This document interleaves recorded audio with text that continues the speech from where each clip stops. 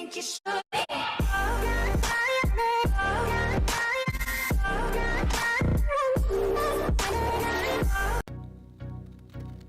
Hello guys, this is Kioski, and in this video I will be talking about some things that we tend to take for granted today.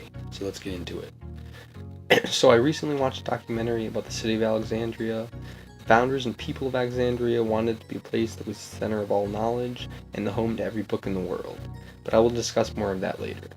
I also watched a movie called Agora, which is about the rise and fall of the city of Alexandria and also an important philosopher named Hypatia.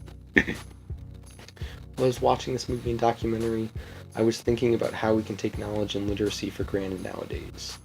So let me discuss more of the backstory of the city of Alexandria. So the city of Alexandria was founded by Alexander the Great around 330 BCE, and like most cities in his empire, it derived its name from him.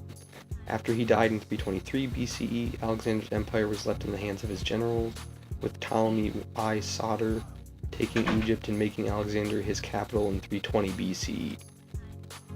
Now let's look at the origins of the ancient library.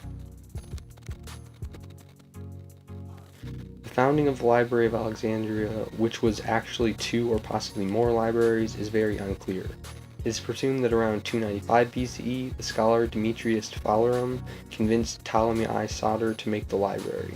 Demetrius pictured a library that would have a copy of every book in the world, an establishment to rival those of Athens itself.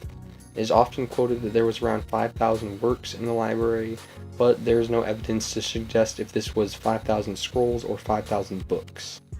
It would make much more sense for it to be 5,000 scrolls, but it is not too far-fetched an idea for it to be 5,000 complete works.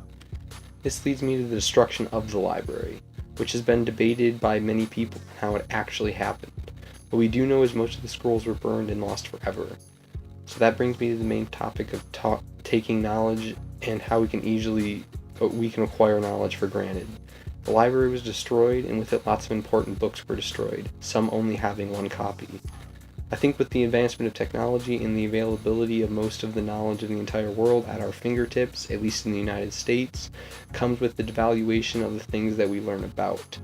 Back in 400 BCE, or even the 1800s, people would have given a lot to just be able to learn about stuff and have that much information at their fingertips. So next time you can't remember that song or book and you decide to Google some of the words and you find out the name, make sure to think about how lucky you are to have that available to you. Thank you guys so much for sticking around till the end of the video and listening to me rant. I really appreciate it, and as always, this is Kioski signing out. Peace.